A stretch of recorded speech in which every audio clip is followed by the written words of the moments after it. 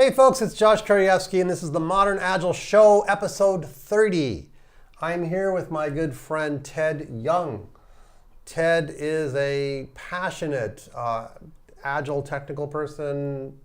We go back to the 1990s, right? Yep. Design patterns. Yep. Ted was part of our design patterns study group in Soho, New York City, back in the day. Yep. And Ted has remained extremely technical over all these years. Yep. That's where I'm at, technical. Yeah. You love helping people become rock star programmers, just awesome programmers, right? Yep, that's where I'm at. Yeah. And let's talk more about this. So I know we were just talking about safety. Yeah. And how important safety is, and you were using an interesting word. So scaffolding. Scaffolding. Yeah.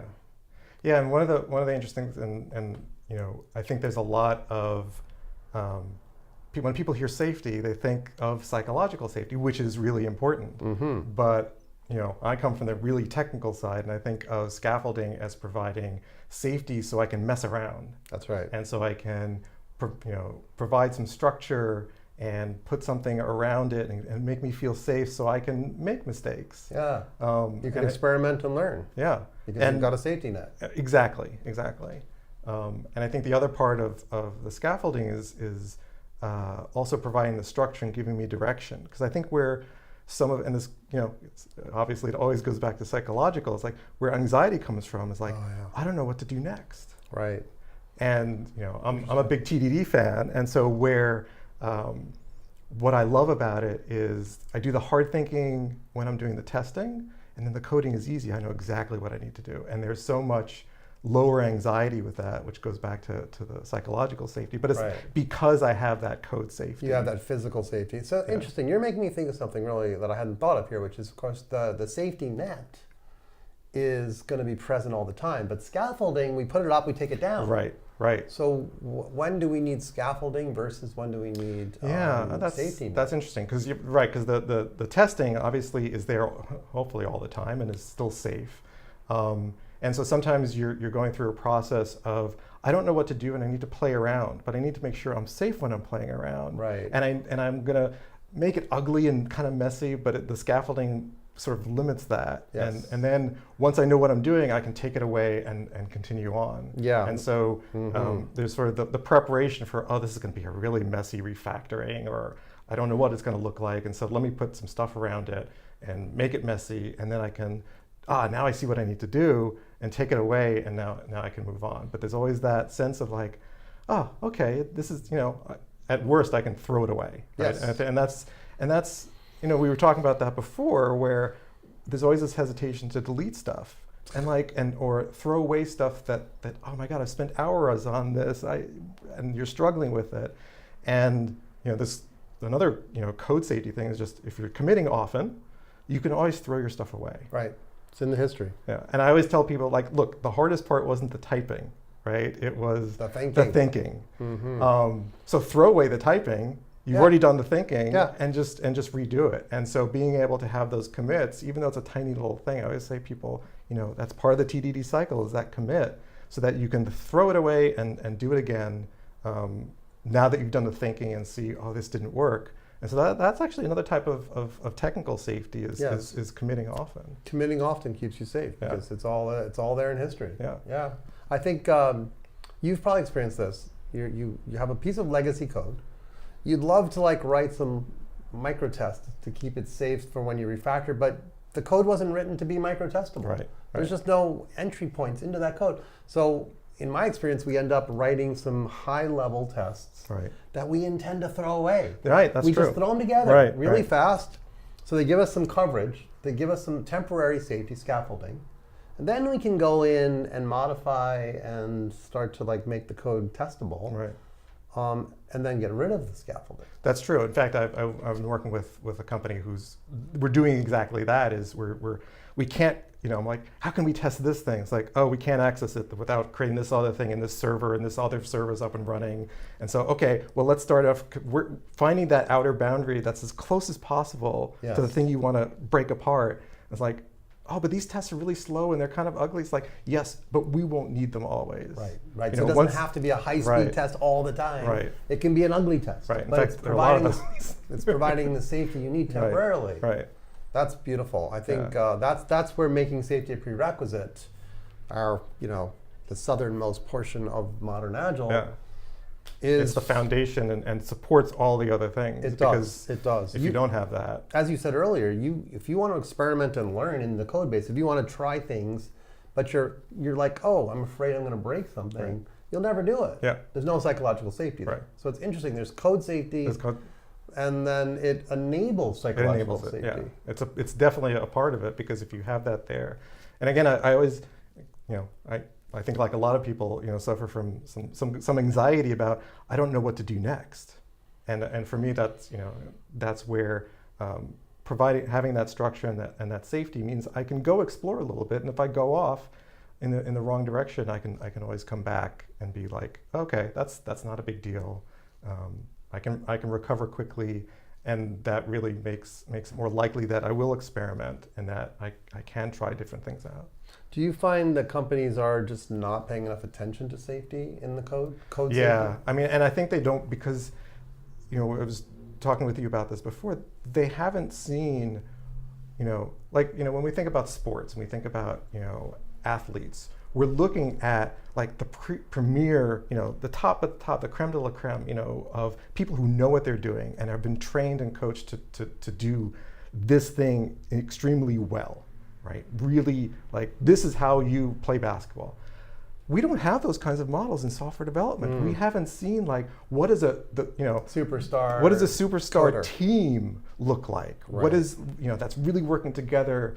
And making progress, and what does superstar code look like? Yeah. Where everything is just really smooth and easy to move around. We don't have a lot of those examples. We can't make anyone awesome if we're not looking at awesome, studying awesome. If we're not studying we used to, back in the 1990s, we used to study rock star code. We would look at the evolution of JUnit. Yep. And we would study it and look at how JUnit was involved. How did it get built? What were the patterns being used? We would look at, what was it? Some drawing program, HotDraw. Oh, HotDraw, yeah. HotDraw. It's funny, I do a lot of academic research, and that keeps coming up. It's like, haven't we moved on since then? Like, was that the end of the good code era where now there's no more models? And it's kind of funny because it's all open source now. When we were studying this stuff, there wasn't very much open source. Yeah. But it seems like it's harder and harder to find those good examples so that we can say, this is what good looks like. This is what good looks like. This is what this is what awesome looks like. And with repositories, we can see what awesome becomes, how it becomes how awesome. It becomes that, yes. Yeah. The evolution of how it got from here to there. Oh, this really kind of sucked, and it got better in this way. So you're saying we need more of these stellar examples to study from in order for us to become really, really good. Right, yeah. Interesting. Yeah. And you, I know, are like fascinated about learning and about how the mind works. You're helping all these developers acquire, whether it's learning excellent JavaScript skills or Spring Boot or whatever. At the same time, you're also interested in how do people learn. Yeah, definitely.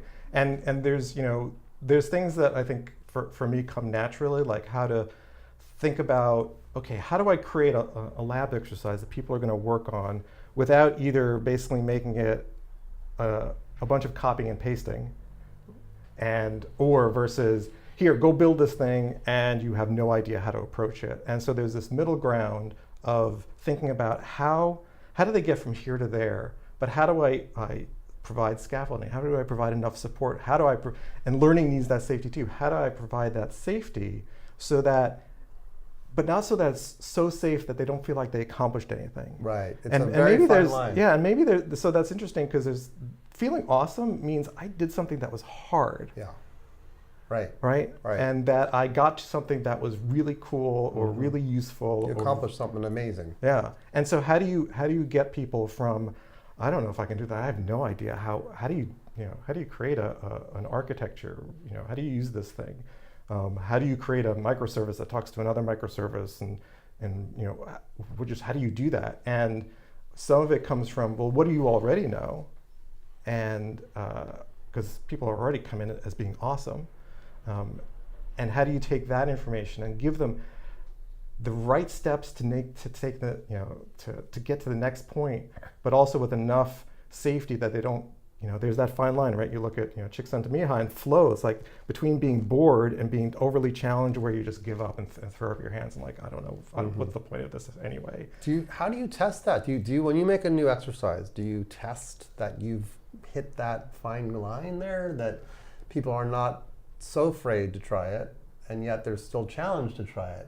How do you test? That's, of all the things that I do in my training, that is the hardest part, is how do you get it so that it's just finely balanced? And you can only do it through a test because, you and I suffer from the curse of expertise, right? We already know this, and we're like 5 steps ahead of people who don't know it because, well, we used to not know it, but now we do because we've done it for so long, and we've made lots of mistakes and learned from that. And so figuring that out, so I try to tend towards providing too much information because I'd rather they get a little bored than completely lost. Right. But it's, and so I'll look at so I'll take really detailed notes when I'm giving trainings, like how long did it take them to do this? What was the range of people? Because, if you're teaching a class of 12 people, you're going to have some people who are really, behind and some people who are really ahead. And how do you do that? And, you're not going to please everybody. And so how long did it take? Yeah. What questions did they ask? It sounds like customer obsession to me. You're obsessed with your students and how to make them awesome by analyzing everything that they're experiencing during the exercise. And creating that training is very much it's right. This is the fundamental part of Agile. You're doing it incrementally, you're delivering it, but you're getting the feedback from the students. You're seeing what are they struggling with. You're seeing, wow, that part was really hard. I need to break this down or provide some more examples of it. Right? And it goes back to because there aren't a lot of good examples of how do you go from here to here, and how do you take them from place to place in a way that's still challenging enough that they feel like, wow, I did that all by myself with a little bit of help, versus I just copy and paste this. I mean, we already have enough people copying and pasting from Stack Overflow that, we don't want to encourage that. But sometimes you need to start from that. You need to start out with, look, just copy and paste this here, and then we'll look at, well, how do you change it? So again, it's providing that scaffolding, that safety, so that they can take that larger and larger step. Nice. And what do you find is the biggest challenge that most developers face these days? I know there's so many technologies to learn. There's all this pressure from the business to produce. What are you seeing out there as? I think it goes back to what we were talking about before. Is there aren't a lot of good examples that it feels like enough people believe in that it's right or that it's useful. So people try to make microservices right away. You mentioned another term recently to me. Which one was it? The microlith? Microlith. Yeah. So Microlith. It's funny. It's hard to say. Yeah, microlith is sort of this combination of microservice and monolith. And I think monoliths, and I think we're starting to see some of the, pendulum swing and fads come in, and microservices are the answer to everything. And turns out, well, maybe not. So like segment.io is basically backed off of these microservices because they're really almost too granular and can be hard to work with. Monoliths weren't bad in and of themselves. They were just, when they were a big ball of mud, they were very hard to work with. And so this idea of, well, let's make them small, but not so small that we'll have 1,000 of them, which then brings on different problems. But let's use good principles of modularization, of separation between things. And that's where I teach the ports and adapters architecture, which I think works really well for that, whether it becomes a microservice or whether it's just a monolith that is very well structured. It's a really good way of figuring out what goes where. And so I think people struggle with, where do I look for these types of things? Because everybody talks about just their experience and what works for them. And sometimes it's hard to get, well, what works for most people, or how do I evaluate whether this works? There's so many fads that come and go. It's really hard. I mean, at the end of the day, if you're not really focused on making the customer awesome, which I think includes technical safety, if you have a big ball of mud, if you have a really difficult code base to work in, you're never going to make your customer awesome. So that goes without saying. But I can say this: I've worked on monoliths that were really well designed, good test coverage. We could deploy them continuously. And I have not faced this sort of oh, this really should be microservices. Right. It just hasn't occurred. It's like, wait a minute, we can change it at will and deploy it at will. What's the big deal? So like, I think there has to be a really compelling reason to shift to any fad and make sure maybe it should never be a fad. It should be, this is providing real value. Yeah. So I think it actually goes back to if you look at design patterns, when I talk to students who aren't really familiar with it, they don't understand what a design pattern is. Yeah. Like, you look at a design pattern, it talks about what is the context, what forced us to come up with this solution. Right. And we just look, oh, let's use builder here, let's use strategy here, let's use, singleton because, oh no, we shouldn't use singleton anymore. And it's like, well, there are some times where it's appropriate, but if you don't understand why did they, and I used to hate history when I was growing up. I hated social studies, I did horrible. And now I find myself, of course, because I'm older, history is really important. Understanding, where these things came from, what was going on, why did they write patterns? Oh, so that brings to mind another word you used, the V word. Oh, viscosity. Viscosity. Yeah. Can you talk about viscosity? Yeah, so we talk about big ball of mud. If you think about mud or something, or like molasses, it's really hard to move in it, and you can, certainly not safe, right? You're slipping around. Highly viscous. Highly viscous means it's really, cold molasses in January, right? It's really not going to allow you to move very well. And so by thinking about, like, is this really hard to work with? How much work do I have to do to change something? The harder that is, and we can use some metrics to measure that, but just the feeling of the viscosity is like, this is really just hard to work with. Right. That definitely is going to be something that you need to figure out.